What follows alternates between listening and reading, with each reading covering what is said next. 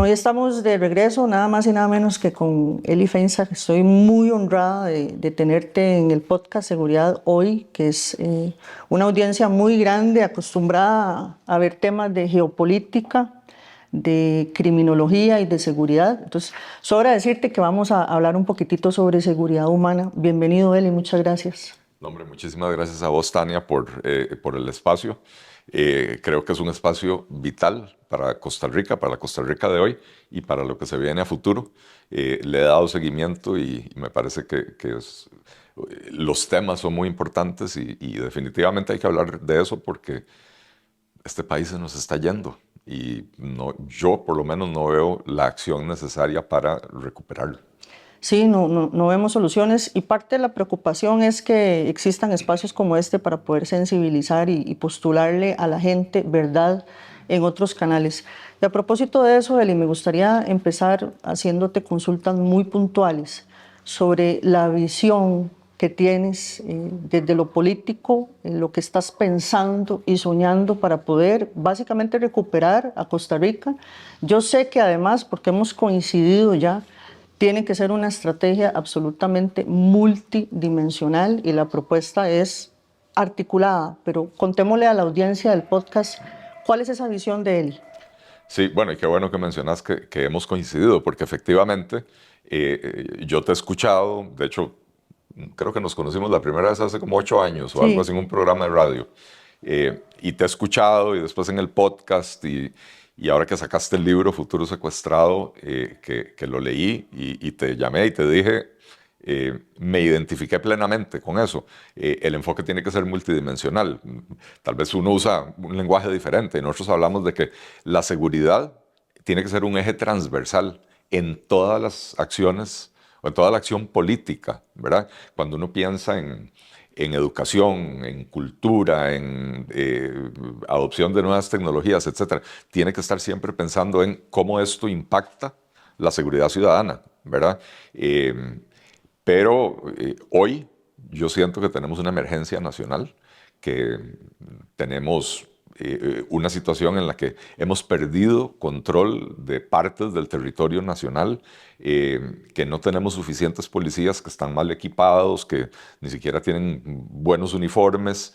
Y en el actual gobierno, y no quisiera politizar esto porque me parece que el tema es demasiado grave, pero en el actual gobierno lo que uno percibe es que no se están haciendo los operativos necesarios en los lugares calientes. Creo que la criminalidad está muy claramente identificada, ¿verdad? Yo veía cifras y, por ejemplo, cuando uno habla de robos, hurtos, asaltos, los principales cantones con ese tipo de delincuencia tienen que ver mucho con el tamaño del cantón, con el tamaño de la población. Usualmente salen San José, Alajuela, Heredia, Cartago y Liberia entre los primeros desamparados, que son los cantones más poblados. Pero cuando uno ve homicidios y este otro tipo de crímenes más violentos, son otros los cantones. San José, por supuesto que aparece, pero Limón, Matina, Desamparados, Alajuelita, ¿verdad? Mi punto es, sabemos cuáles son las zonas calientes y yo no veo que la policía esté haciendo lo necesario. Y no porque la policía no lo quiera hacer, porque la dirigencia política a la que le responde la seguridad, los cuerpos de seguridad, no está tomando las decisiones correctas. Entonces, me preocupa mucho porque al igual que en la política, no hay sillas vacías, los espacios que se dejan vacíos, sin presencia policial, inmediatamente los toma el narco, el crimen organizado, ¿verdad? claro, gobernanza criminal. Ahora que decís eso, que es muy importante porque hemos escuchado normalmente a la gente hablar estrictamente sobre la policía, las capacidades, son apenas 13.500 hombres y mujeres en la fuerza pública apostados para todo el territorio nacional. Obviamente eso no alcanza, pero más allá del tema policial, eso no es suficiente y además al Estado por sí solo no le alcanza. Ahí tiene que haber una mayor participación de la empresa privada, de las cámaras. Yo lo he dicho, incluso lo he escrito y lo he publicado en artículos.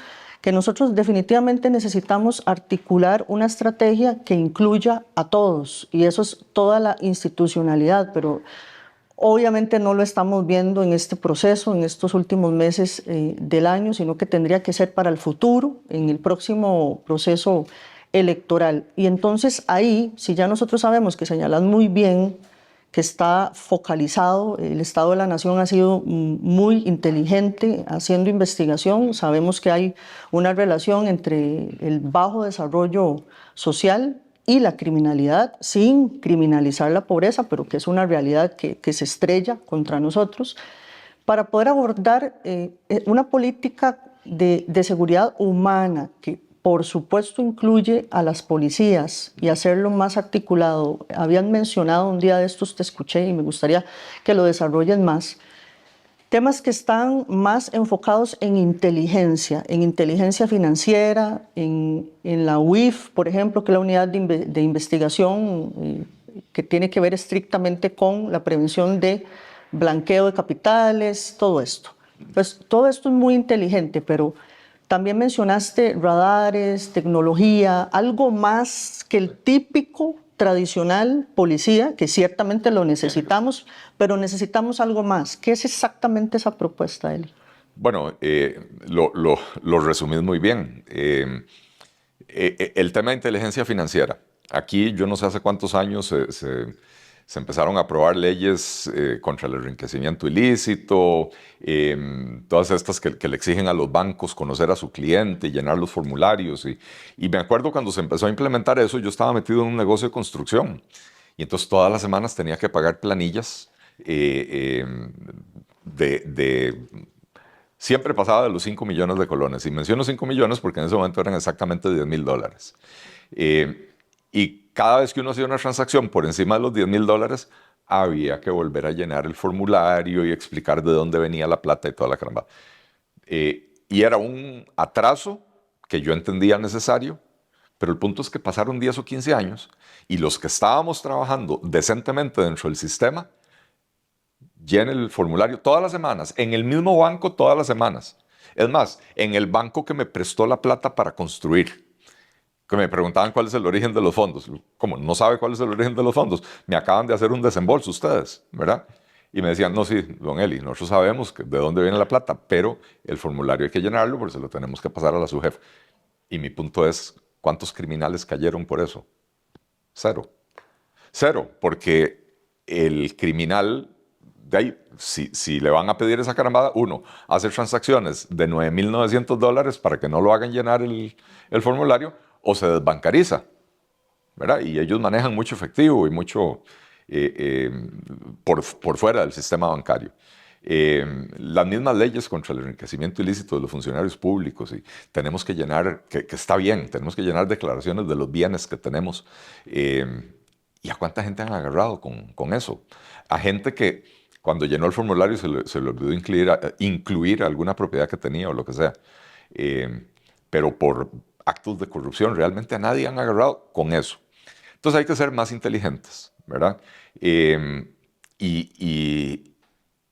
se puede aplicar la tecnología ahora, la inteligencia artificial, para determinar o detectar patrones en los movimientos financieros de una persona o de una empresa, para empezar a ver a dónde hay anomalías y empezar a atacar ahí. No es obstaculizar a todo el que quiere hacer bien las cosas, es tratar de detectar los patrones que nos indican criminalidad en ese movimiento financiero. Y el otro tema es el tema tecnológico. De ahí nosotros todavía tenemos, por decirte algo, fronteras del siglo XIX. Y no me refiero a la definición del trazo de la frontera, ¿verdad? Me refiero a que sigue siendo una caseta, en algunos lugares es un poquito más elegante, más amplia, más pequeña, con aire acondicionado, sin aire acondicionado, pero sigue siendo el mismo concepto. La persona que se para en la fila y tiene que pasar por un mostrador y lo atienden, a veces bien, a veces mal, tome, pase, ¿verdad? ¿Y a dónde está la aplicación de la tecnología para identificación biométrica? ¿Acaso el funcionario que está en Paso Canoas puede reconocer si el pasaporte es falso o no es falso? Si la persona que está ahí está en alguna base de datos, es un narcotraficante internacional, un terrorista que viene haciendo la ruta migratoria, digamos, del sur al norte. Drones, tecnología de cámaras, de detección facial, ese tipo de cosas, hay que empezar a adoptarlas, ¿verdad? El año pasado hice un viaje a Estados Unidos, de ahí uno va con su tarjeta de abordar en el teléfono, va uno todo contento porque, pucha, está en el teléfono, no tuve que imprimirla. Y llego en Estados Unidos a subirme al avión y no me piden la tarjeta de abordar. Lo que me piden es que me pare frente a una cámara. Y la cámara lo reconoce a uno y dice, sí, este es el pasajero, y lo dejan abordar, ¿verdad? Bueno, hacia ahí vamos. Tenemos que cuidar un poquito el tema del cuidado de los datos personales, pero no podemos dejar de utilizar esas tecnologías. No podemos no adoptar esas tecnologías para reforzar el trabajo, complementar el trabajo de nuestros cuerpos policiales, para asegurar nuestras fronteras, bueno, para absolutamente todo. Sí, ahora que decís eso, que también es muy importante que dejarle patente a la audiencia los temas que son estrictamente sobre fronteras, porque lo decía yo hace unos días en un medio de comunicación, las fronteras son una lógica de tercer país para el crimen organizado, así operan. Sobra decir que son absolutamente porosas y que están al garete. Entonces ahí nosotros tenemos que apuntar más porque también se habla mucho del mar. Nosotros no tenemos la capacidad para poder darle un soporte, y ahí es donde necesitamos sí o sí el acompañamiento que de por sí ha sido histórico del gobierno de los Estados Unidos para poder patrullar nuestros mares, pero de las fronteras terrestres nadie habla, Eli. O sea, ahí tenemos que hacer algo más, están de par en par la cadena de suministro. Ahora resulta que descubrieron en las noticias, a partir de este caso que ha sido absolutamente mediático, y quiero que te refieras también a la importancia de una política pública o una ley como la nueva ley de extradición para costarricenses, porque ciertamente venían también a refugiarse. De esos 4, hay 2 que no son costarricenses de nacimiento. Entonces, evidencia que definitivamente utilizaban la figura para poder refugiarse en el país. Pero esas lógicas que tienen las organizaciones criminales transnacionales, como el Tren de Aragua y otras que son muy grandes, de operativizar todos los mercados criminales en fronteras. O sea, ¿qué más tenemos que hacer ahí en la frontera terrestre? Yo he dicho que hay que darle continuidad y movimiento muy rápido a los escáneres, porque los camiones hoy nadie los toca, nadie los revisa. Vamos a ver qué más falta, no sé qué más falta para que se puedan poner en funcionamiento, pero qué otras cosas se pueden hacer a nivel fronterizo, tomando en consideración lo siguiente. Hoy por hoy, con la crisis que hay mundial, hay aproximadamente 200 millones de habitantes, o sea, de personas del mundo que no están en su país de origen. Entonces, eso implica un movimiento de forma permanente, inmigración irregular, a la que hay que ponerle atención, y que ahí la línea es muy delgada, ¿verdad? Entre, por supuesto, garantizar los derechos humanos, sí o sí, sin negociar, y dar trazabilidad a lo que está llegando a este país. Y con esto voy a terminar el desarrollo de la pregunta. A mí me preocupa que estén entrando agentes extra, no solo extrarregionales, extracontinentales, sino la mano larga de un régimen o de una dictadura a este país a cometer crímenes, como el crimen reciente que se cometió contra un activista. ¿Por qué? Porque en este país no se hace inteligencia. Entonces, yo sé que está en la corriente legislativa, una vez más, el tema de fronteras, una vez más el tema de crucitas, una vez más, ahora de por sí el boom de la extradición, pero ¿cuáles pueden ser entonces las soluciones vía ley o política pública que tiene que estar, ya lo dijiste al principio, todo articulado, para poder ir cerrándole esas brechas que son sillas que ocupan ellos, porque no hay sillas vacías? Así es. Bueno, mencionabas al puro principio el tema de las fronteras porosas. Yo empezaba a decir que nosotros tenemos fronteras del siglo XIX, y dije, donde la gente se para en la fila y pasa por un galerón, ¿verdad? Pero ¿y en el resto de la frontera? Que tenemos jungla, que tenemos ríos, que tenemos... No hay prácticamente ni vigilancia, o sea, es mínima, ¿verdad? Entonces, en la cruz en la cruz de Guanacaste, es muy notorio. Yo me acuerdo de una vez que, haciendo una gira, yo veo que se para un bus, tal vez 3, 4 kilómetros antes de llegar a la cruz, y se baja un montón de gente y se meten en el monte. Y yo pregunté, ¿y estos para dónde van? Hacia en medio del monte. Ah, estos son gente que cruzó hacia Costa Rica ilegalmente y entonces vuelven hacia Nicaragua por la montaña, no pasan por el puesto fronterizo. Este, y entonces digo, a ver, todo el mundo sabe que eso sucede, menos la policía. La policía tienen un bloqueo, no un bloqueo, un puesto en carretera donde le echan el ojo a los carros, 1 kilómetro más adelante o 2 kilómetros más adelante. Entonces, como ya ellos saben que la policía está allá, la parada es acá y se bajan y se meten al monte. Eh, y entonces, a ver, no se están utilizando los recursos policiales, los poquitos que tenemos no se están utilizando correctamente. Tener un puesto desde hace 20 años en el mismo lugar no tiene ningún sentido. La policía tiene que estar moviéndose a diferentes lugares, tiene que sorprender a la gente, ¿verdad? O usar la tecnología, como decías, O usar con la drones, tecnología. hacer patrullajes con drones. Y entonces nosotros hemos hecho una estimación de que aproximadamente con 10 millones de dólares, nosotros podemos, 10 para cada frontera, nosotros podemos equipar con tecnología de vigilancia toda la, digamos, toda la línea fronteriza. Con drones, con cámaras, con otros mecanismos, ¿verdad? Nosotros hablamos de construir un muro tecnológico, ¿verdad? No es levantar una muralla, es simple y sencillamente tener un control de todo el ancho de la frontera nacional, ¿verdad? Porque efectivamente, bueno, en el año pasado, antepasado, que durante varios años estuvimos teniendo la crisis de los migrantes, realmente nadie sabía quién estaba entrando a este país. Todavía. Pero sí, en algún momento yo llegué a leer en un periódico que habían sido, de los miles que entraron, habían sido detenidos 4 o 5 personas con ligámenes a organizaciones terroristas del Medio Oriente. Pero los detuvieron adentro de Costa Rica, no en la frontera, ¿verdad? Y uno dice, bueno, estamos aquí a la mano de Dios, al garete. Por eso los controles tienen que ser hoy mucho más estrictos, ¿verdad? Probablemente esos terroristas venían mezclados entre los migrantes económicos y tal vez iban al mismo lugar, hacia Estados Unidos. Tal vez el acto terrorista que querían cometer era en Estados Unidos. Bueno, pero uno nunca sabe si vienen unos y se quedan aquí instalados. Nicaragua tiene la embajada de Irán, que uno dice, a ver, ¿qué negocios tan importantes tiene Irán con Nicaragua? Se habla de que tiene una embajada con 900 funcionarios. En Argentina ya pasó, ya hubo 2 atentados terroristas articulados desde la embajada de Irán en Buenos Aires en los años 80, ¿verdad? Entonces, uno tiene que tener cuidado con esas cosas.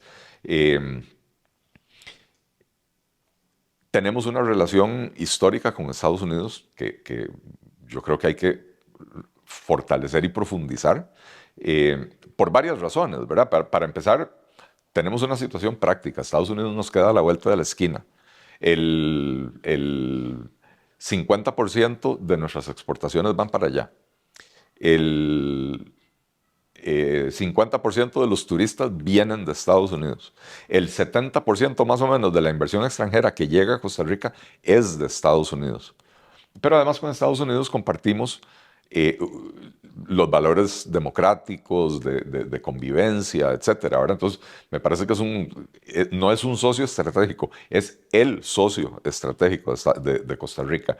Y la cooperación que da el gobierno de Estados Unidos en materia de seguridad a Costa Rica es significativa y lo viene haciendo desde hace muchas décadas. Bueno, yo creo que hay que profundizar eso, ¿verdad? Yo creo que hay que no solo pedirles que nos regalen de vez en cuando una avioneta o unos escáneres o lo que sea, sino que hay que pedir cooperación para capacitar a nuestros cuerpos policiales. Nosotros quisiéramos, las autoridades dicen que ellos pueden absorber más o menos 1,000 policías al año porque esa es la capacidad que tienen de capacitar gente. Y nosotros creemos que Costa Rica necesita aumentar 2.500 policías por año por los próximos 4 años. Y no hay capacidad para entrenarlos acá. Bueno, hay que hacer convenios con Estados Unidos, con Corea, con otros países amigos. El anterior embajador de Corea, cuando yo no era diputado, nos hicimos amigos y me invitaba a almorzar a la casa de él y íbamos a restaurantes y hablábamos mucho. Y vivía permanentemente frustrado. Me decía, esto era en la época del gobierno de Carlos Alvarado, y me decía él, y me dice, es que yo aquí estoy, en COVID, por ejemplo, y le ofrecimos al gobierno de Costa Rica asistencia con un montón de cosas. Con la experiencia que tenían ellos, Corea, que estaban a un brinco de China, ¿verdad? En la época del COVID. Y nunca recibió la llamada diciéndole muchas gracias, ¿por qué no nos ayuda con esto o con aquello? Los países amigos quieren cooperar, quieren colaborar y no lo estamos aprovechando como tiene que ser. Entonces, si nosotros pretendemos entrenar 2.500 policías al año, tenemos que pedirle a los países amigos, pero tenemos que pedirle a las universidades estatales, a las universidades privadas, Sí, ahí tenemos el INA también. al INA, a diferentes centros de capacitación, y cada uno podrá ofrecer diferentes partes del entrenamiento. Lo que no necesitamos es tener a todos los 2.500 en el mismo lugar al mismo tiempo. Los podemos ir, aquí va a recibir el módulo yo de seguridad, vos sos la experta. Pero en el INA vamos a hacer el módulo de X, en la Universidad Nacional el módulo de Y, en la ULICORI el módulo de, no sé, de temas legales, por decir algo, ¿verdad? Tenemos que ser creativos, tenemos que ser imaginativos, tenemos que utilizar todos los recursos de la sociedad y de nuestros amigos afuera para poder mejorar la seguridad del país. Vos hablabas de los escáneres.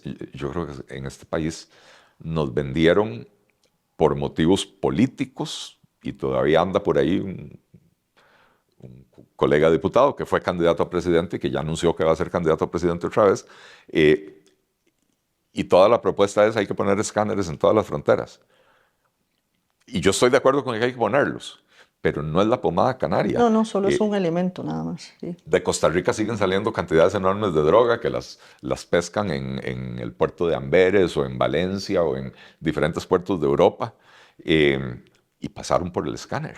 Se supone que pasaron por el escáner, ¿verdad? Entonces, el tema es mucho más complejo que solo eso.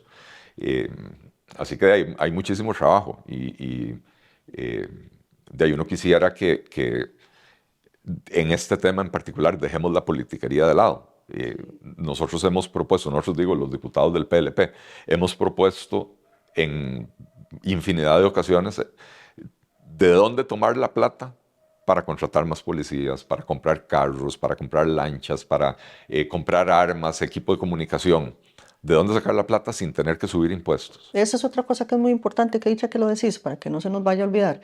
Porque obviamente todos pensando como ciudadana, cuando se habla de reclutamiento, de más recurso humano o de dispositivos, de radares, que nosotros no tenemos, prácticamente solo hay uno, todo eso muy bien, perfecto, porque lo necesitamos, no la pomada canaria, solo un escáner. La gente no habla prácticamente en este país de Caldera. Caldera está al garete, nosotros exportamos por ahí.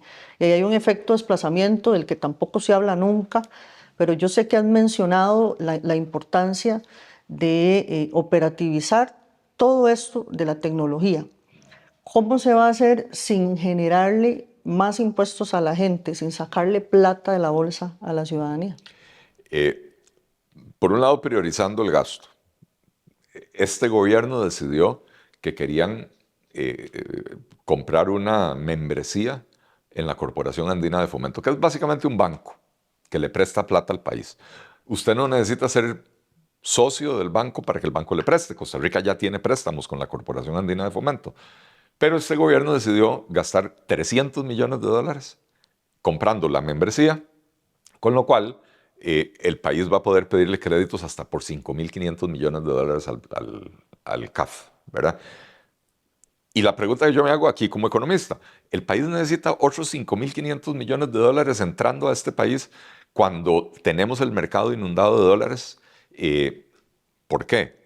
A ver, exportaciones siempre hemos tenido y muy fuertes. Turismo siempre hemos tenido, más bien ahora viene cayendo. Inversión extranjera siempre hemos tenido. También en el primer trimestre de este año cayó. No necesariamente eso marca una tendencia, pero hay que preocuparse por ahí. Pero además, narcolavado, cantidades enormes de dólares que ni siquiera podemos cuantificar, ¿verdad? Pero siempre han estado. Tal vez ha crecido, no sabemos porque no se cuantifica, ¿verdad? Y el otro elemento que sí ha cambiado mucho en los últimos 4 años es la cantidad de endeudamiento externo. Este país ha aprobado $9.000 millones de dólares en créditos desde el año 2021 para acá. $9.000 millones de dólares en créditos. Entonces, plata que entra y termina afectando. Y este gobierno dice, ok, vamos a agarrar $300 millones de dólares, que en vez de mejorar carreteras, en vez de mejorar la seguridad, en vez de reforzar los centros de cuidado, no, vamos a pagar una membresía en el banco para que nos presten otros $5.500 millones de dólares. Entonces nosotros dijimos, rechacemos la membresía del CAF y agarremos esos $300 millones de dólares, que son $60 millones de dólares por año por 5 años. Y entonces usémoslos para contratar más policías, darles armas, darles equipo de comunicación, etc. El gobierno inmediatamente salió a decir, aquí no se necesitan más policías, lo que se necesita son leyes más duras. Se han aprobado más de 30 proyectos de ley en la actual Asamblea Legislativa y el problema sigue creciendo. Porque si usted no acompaña la ley con quien hace cumplir la ley, si usted no le da más poder a quien hace cumplir la ley, más capacidad, la ley puede ser muy bonita, pero es un papel que Que no dice darles nada. músculo Claro, en lugar de estar deslegitimando, que es lo claro. que se ha hecho. Pero ahí había una forma, porque el gobierno ya había identificado dónde tenía esos $300 millones de dólares. Entonces ahí había una forma de tomar una cantidad significativa de dinero sin tener que subir los impuestos a nadie. Ahora lo que estamos proponiendo nosotros es, así como a partir del COVID se tomó la decisión de que el 10% de los créditos se fueran a la caja, lo cual era lógico, la Caja Costarricense del Seguro Social tuvo que hacer una inversión enorme para enfrentar la pandemia, ¿verdad? Bueno, ahora en este momento creo que a partir de ahora deberíamos dedicar el 10% de todos los créditos a seguridad. Y no es que los créditos no los pagan, los terminan pagando los ciudadanos, pero que entonces los ciudadanos sientan el beneficio, ¿verdad? Entonces, todos los créditos que se aprueben en los próximos 4 años, tenemos una emergencia en seguridad. Hace 4 años teníamos una emergencia sanitaria, ahora tenemos una emergencia en seguridad. Va el 10% para la seguridad. Y entonces, nuevamente, para comprar la tecnología, esto que hablábamos del muro tecnológico en las fronteras. Nosotros queremos crear un centro de inteligencia aquí en Costa Rica, de inteligencia policial, ¿verdad? Donde se pueda recibir toda la información que se genera por las diferentes agencias gubernamentales, pero toda la información que se genera también por medio de las cámaras de vigilancia que están situadas en diferentes partes del país, etc. Y entonces, con tecnología, potenciar el trabajo que hace la policía. En vez de que el policía esté ahí guardado en una delegación y todas las mañanas sale a hacer la ronda siguiendo un mapita de papel, ¿verdad? ¿No? Que esa delegación tenga una conexión a este centro de inteligencia policial y entonces el policía sepa a dónde están sucediendo cosas en su cantón, en su distrito, porque si tiene que escoger dónde ir a vigilar, hay que ir a vigilar donde están Claro. los rateros, ¿verdad? Pero ahí bajo el liderazgo del ministerio, ¿verdad? Porque hay que tener un gran cuidado con lo que se vaya eventualmente a proponer que esté en manos de Casa Presidencial, ¿verdad? No. Ahí también hemos coincidido en que incluso Una rectoría fuerte en el claro, Ministerio de Seguridad. y la unidad que hoy se utiliza para persecución política, hay que sacarla de Casa Presidencial y endosársela al Ministerio de Seguridad Pública. Bueno, nosotros digo, los diputados del PLP, presentamos el proyecto de ley para trasladar la UEI, la Unidad Especial de Intervención de Casa Presidencial al Ministerio de Seguridad. Y nuevamente, este es un proyecto que no tiene el beneplácito, voy a decir, ni de Casa Presidencial ni del oficialismo, pero tampoco, Tania, de la mayoría de los partidos de oposición, porque todos hacen el cálculo: si yo llego a presidente, yo quiero tener la capacidad de espiar a los diputados, yo quiero tener la capacidad de espiar a los sindicalistas. ¿Por qué? Espía a los criminales. ¿Por qué está espiando a sus rivales políticos? ¿En qué país nos hemos convertido, por Dios? Entonces sí, nosotros trasladar la huella al Ministerio de Seguridad, darle al Ministerio de Seguridad la rectoría, que sea una rectoría fuerte, y sobre todo algo que se perdió en este gobierno, que es reforzar los lazos entre el Poder Ejecutivo y el Poder Judicial en términos del trabajo policial y de investigación, porque es importantísimo, los recursos son muy escasos. Nosotros, el otro día nos decía, estábamos hablando de control de drogas en general, y entonces lo que nos decía es: mire, el país tiene 2 policías que trabajan en el área de las drogas, el OIJ, El OIJ de la PCD. el OIJ, que es del Poder Judicial, y la PCD, Policía de Control de Drogas, que es del Poder Ejecutivo. Y decía, sí, don Randall decía, el año pasado, durante 4 o 5 meses, cada vez que llamábamos a la Policía de Control de Drogas a decirle: necesitamos hacer un operativo, necesitamos su colaboración, la respuesta es: no tenemos tiempo, ¿verdad? Como que hubo una decisión de dejar de coordinar con el OIJ. Pareciera que ya eso va en vías de solución, pero mientras desde el gobierno siga este ataque en misericordia todos los días al director del OIJ, al director de la Fiscalía, al Poder Judicial, se vuelve más difícil coordinar, ¿verdad? Entonces, nosotros creemos que algo que hay que recuperar es la capacidad de diálogo y la capacidad de coordinación entre los diferentes cuerpos policiales.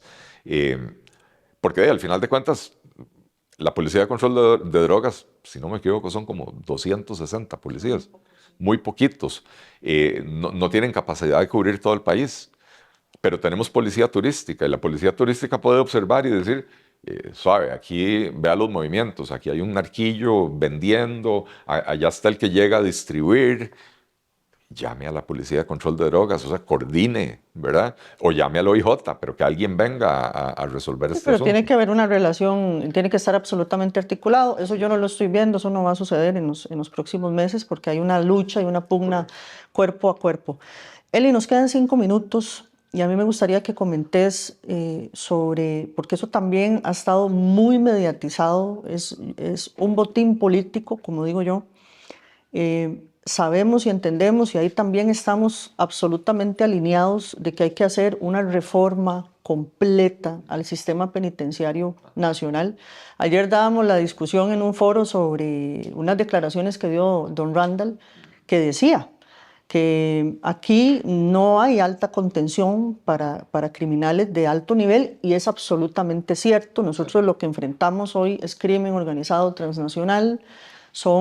Bueno, ahora tenemos el gran desafío de que Celso Gamboa, nada más y nada menos, ¿verdad?, está en la reforma, y ellos se topan con tener que resolver alta contención, con el peligro que implica para él, porque está bajo absoluta amenaza de muerte, más el personal técnico y otros temas. Pero se ha señalado que el sistema penitenciario nacional necesita una reforma urgente, porque hay una pésima segregación, porque no hay condiciones para poder bloquear. Vea cómo siguen ordenando crímenes dentro de las cárceles. Muchos de los homicidios dolosos que se cometen salen direccionados desde ahí.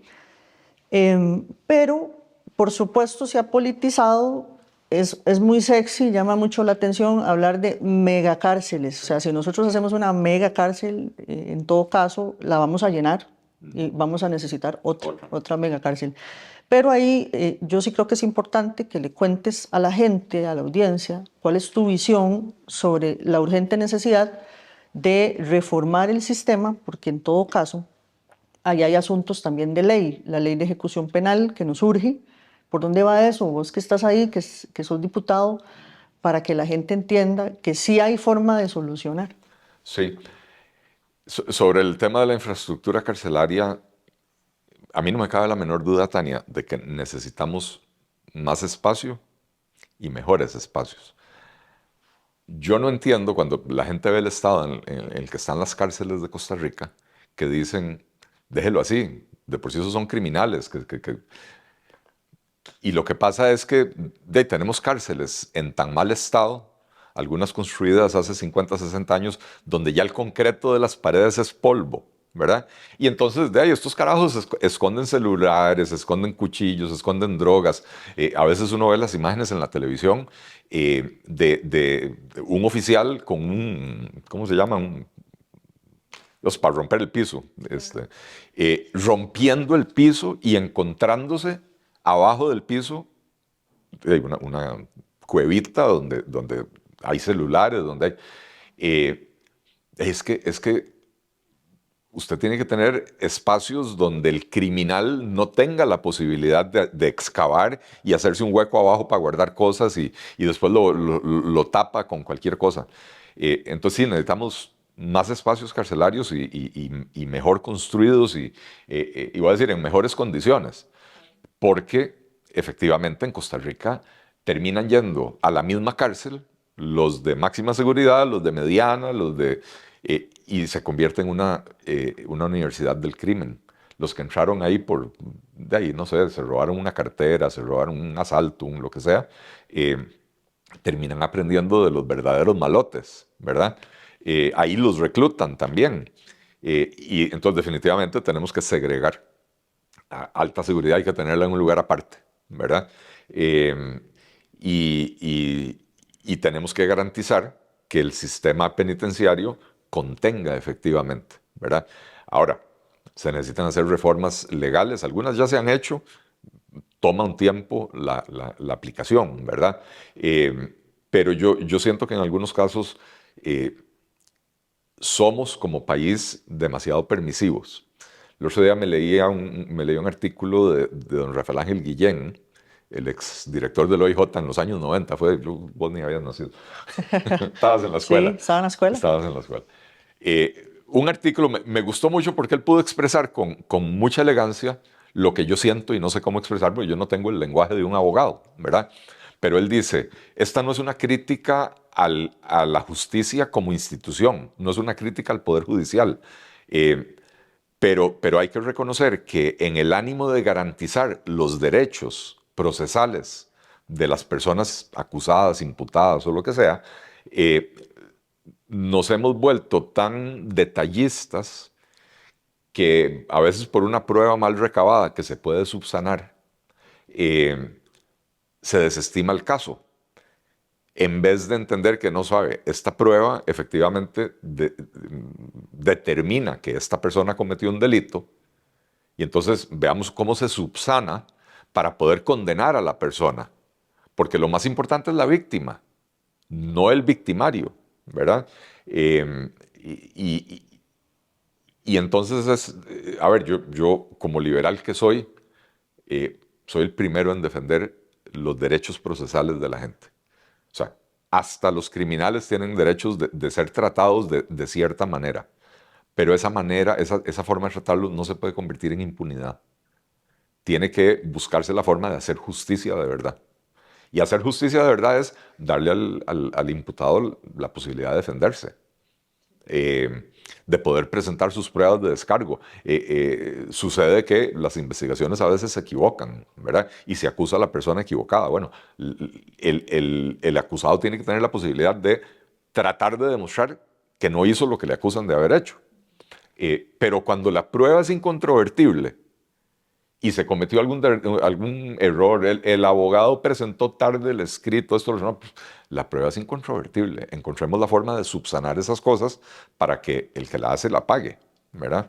Eh, la ley de ejecución penal es compleja, pero es importantísimo. Sí, que urge aterrizarlo, ¿verdad? Porque es muy rápidamente, es una gran necesidad que tiene Costa Rica porque resulta que los criterios técnicos del Instituto Nacional de Criminología, que no es un instituto, que yo he dicho siempre, no es un instituto y no tiene criminólogos, son comisiones, eso hay que revisarlo urgentemente porque emiten criterios que al final no son vinculantes, dicen que 6.300 privados de libertad no tienen que salir y el juez de ejecución penal que está afuera, que no hace inteligencia, que no lidia con los privados de libertad, que no perfila, dice sí, y esos 6.300 están afuera, están en la calle y hoy están con la ciudadanía, ¿verdad? Y ahí hay también que dar un mayor seguimiento porque ¿cuántos de los sicarios que están hoy en la calle, ¿verdad? Entonces, no hay justicia pronta ni cumplida. Hay que trabajar también en políticas y en leyes que tienen que ver con anticorrupción, antisoborno. Hay agentes que están ya metidos dentro de la institucionalidad, porque esa también es la otra lógica ahora, ¿verdad? Del crimen organizado, llegar a las instituciones y desde ahí operativizar todos estos mercados. Y eso es lo que ha puesto a la luz para el que no se lo había imaginado, la detención de Celso Gamboa para la extradición, ¿verdad? Sí. Y enhorabuena, porque a ver, estamos hablando de una persona que ocupó todos los principales cargos en materia de seguridad y justicia en este país. Carajo fue fiscal adjunto de la Fiscalía, fue director de la Dirección de Inteligencia y Seguridad, fue viceministro y ministro de Seguridad, fue magistrado de la República, sin haber sido juez un día de su vida, sin haber hecho ni siquiera los exámenes de la judicatura, ¿verdad? Fue metido a la Corte Suprema de Justicia en una movida puramente política, en contubernio con algunos magistrados que ahora deben de estar temblando, ¿verdad? Porque algunos todavía están ahí. De ahí, esa es la forma del narco y de las organizaciones criminales de penetrar al Estado. A mí me alegra mucho que, habiendo los diputados aprobado la extradición de costarricenses, que es un tema para hablar otra hora completa, que se haya dado esta situación con Celso Gamboa, porque es una persona que sabe mucho y sabe quiénes están metidos. Y yo aseguro, Tania, que aquí van a caer magistrados, van a caer jueces. Si Celso Gamboa llega a Estados Unidos y le ponen la opción de cárcel de por vida o una pena reducida, si cuenta lo que sabe, jueces, magistrados, policías, diputados, ministros, diputados y exdiputados, ministros y exministros, alcaldes, regidores, empresarios, y no solo los empresarios del narco, no, empresarios, ¿verdad? Aquí va a caer de todo. Va a provocar mucha inestabilidad, mucha tensión social, pero yo creo que es la única forma que tenemos en este momento de quitarle al narco el control que tiene del país. Y algo que vos decías, las fronteras son porosas, la legislación es laxa, la ejecución de la pena es pésima, y entonces, claro, las organizaciones narcotraficantes multinacionales mandaban a su gente aquí a Costa Rica, se casan con una costarricense, se hacen ciudadanos, y después, si van a la cárcel, desde la cárcel pueden seguir mandando el imperio narco, ¿verdad? Y eventualmente van a salir libres, las penas son cortas, aquí por buena conducta salen rapidito, ¿verdad? Y como no había extradición, aquel colombiano, aquel ecuatoriano, aquel mexicano que se vino a esconder aquí, ya perdió esa protección, digamos.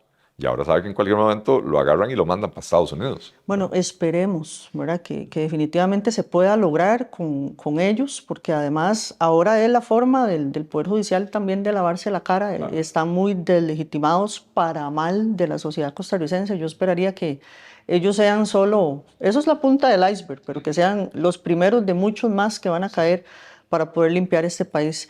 Eli, muchas gracias por el espacio. A vos las gracias, Tania. Nos vamos a ver de nuevo y además vamos a ir también a la radio porque hay mucho que contarle a la gente, hay mucho que decirle sobre tu visión, sobre lo que estás postulando para poder solucionar no solo los temas de seguridad nacional, de seguridad humana, es que esto tiene que ver con todo, ¿verdad? Lo hablábamos fuera de micrófonos rápidamente, sí. El colapso vial, además de cuán inseguras son las carreteras. Yo no sé si te pasa, pero yo ahora, dependiendo de cómo va a estar el clima, me muevo o no me muevo por ciertos lugares por temor a quedar atrapada con mi carro en algunos lugares. Entonces, ahí hay que hablar más sobre lo transversal que es la educación, la seguridad vial, hasta con el clima hay que meterse.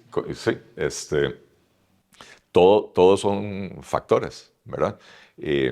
Y sí, amerita otro programa entero hablar, porque hablamos mucho de los temas de seguridad per se y de más policías, más tecnología, etcétera. Pero entre lo que plantea el PLP, ¿verdad? Lo decía al principio, es la seguridad como eje transversal. Y entonces tenemos que ver cómo dotamos de seguridad a las escuelas, que las escuelas no se conviertan en centros de reclutamiento de jovencillos para el narco, ¿verdad? Entonces tiene que haber una coordinación entre el MEP y el Ministerio de Seguridad. Tenemos que pensar en red de cuidado para los niños, para que las madres se puedan incorporar a la fuerza laboral y los niños sean estimulados desde temprano y que estén en un lugar que les dé contención emocional, para que no caigan en las redes de los criminales, ¿verdad? O sea, hay muchísimo que hacer. Muchas cosas que además los gobiernos han dejado de lado porque no producen resultados inmediatos. Y a mí, bueno, me parece que decir, no, eso no lo voy a hacer porque los resultados... La gente llega a gobernar como caballo de feria, ¿verdad? Con los ojos así puestos en los próximos 4 años. A inaugurar todo lo que haya que inaugurar en estos 4 años. Pero es que si no empezamos a tomar definir políticas de Estado de largo plazo y un acuerdo nacional, de manera que no importa qué partido gane las próximas elecciones, podamos darle continuidad a lo que ya hay y seguir con lo que está planificado, ¿verdad? No vamos a salir de esta situación, ¿verdad? Entonces, definitivamente un enfoque multidimensional. Otra cosa de la que no hablamos, pero ya para otro día. Queda para el próximo episodio. Queda para el próximo episodio, que vos dijiste, vos has hablado mucho del enfoque androcéntrico. Básicamente todas las políticas de seguridad y todos los jefes de cuerpos de seguridad del país son y han sido hombres prácticamente toda la vida, ¿verdad? Y entonces vemos las cosas a nuestra manera. Y ahora que surgís vos como una voz en esta materia, y decir suave, aquí esto hay que darle perspectiva femenina también. Somos el otro 50% en el mundo. Y el 50% en un país donde hay tanto hogar desintegrado. Y jefiado por nosotros. Jefiado por mujeres, ¿verdad? Madres solteras, madres divorciadas, abandonadas, lo que sea, de que al final de cuentas quieren que sus hijos, cuando van a la escuela, vayan seguros. Quiere quedarse tranquila en la casa. Quieren que sus hijos puedan prosperar, tener una mejor vida que ella, pero no recurriendo a vender droga, ¿verdad? Definitivamente es algo de lo que tenemos que conversar. Vamos a hablar entonces después de la ruptura de esos paradigmas, el androcéntrico, el localista, todo lo que está planteado en el libro. Muchas gracias, Eli, otra vez. A vos las gracias, de verdad, un placer. Sí, con mucho gusto. Y a todos ustedes, como les digo siempre, muchas gracias por habernos acompañado hasta acá. Vayan y compartan, revísenlo en el canal de Spotify. Ahí lo pueden compartir también. Estamos con video. Denle seguir al canal y nos vamos a ver muy pronto con otro episodio de Seguridad Hoy, el podcast. Gracias por habernos acompañado en este episodio del podcast TMR Seguridad Hoy. Los invitamos a seguirnos en nuestras redes sociales. Construyamos comunidad en Facebook, Instagram, YouTube y Spotify como TMR Seguridad Hoy. Comparte esta información, ya que difundir la cultura de la seguridad crea mejores sociedades.